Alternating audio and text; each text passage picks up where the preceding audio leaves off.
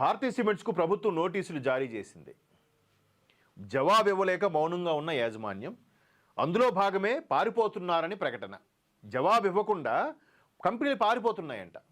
ఏమండి, అమర్ రాజా బ్యాటరీస్ ఎంత పెద్ద కంపెనీ అంటే మీరు ఒక్కసారి రాయలసీమలో ఉండే అన్ని కంపెనీలకు చాలా నాకు తెలిసి అతిపెద్ద యాజమాన్యం అది. అంటే ఎక్కడో 200 కోట్లతో ప్రారంభమై 200 కోట్ల వరకు నడిపించారంట మన జయదేవ్ గారు ఫాదరు, గల్లా అరుణకుమారి గారు ఎక్స్ మినిస్టర్గా చేశారు, ఆమె హస్బెండ్. సో అటువంటి దాన్ని గల్లా జయదేవ్ గారు టేకప్ చేసిన తర్వాత, మాజీ ఎంపీ, అటువంటి వ్యక్తి 2000 కోట్ల పైచిలుకు దాని టర్నోవర్గా మార్చాడు ఆయన. ఇప్పుడు రేపు తెలంగాణలో కూడా ముఖ్యమంత్రి రేవంత్ రెడ్డి గారు ఆయనకు ఒక వరంగల్ దగ్గర ఎక్కడో స్థలం కూడా ఇచ్చారు భారీగా ఎక్స్పాండ్ చేయడానికి. ఎందుకు?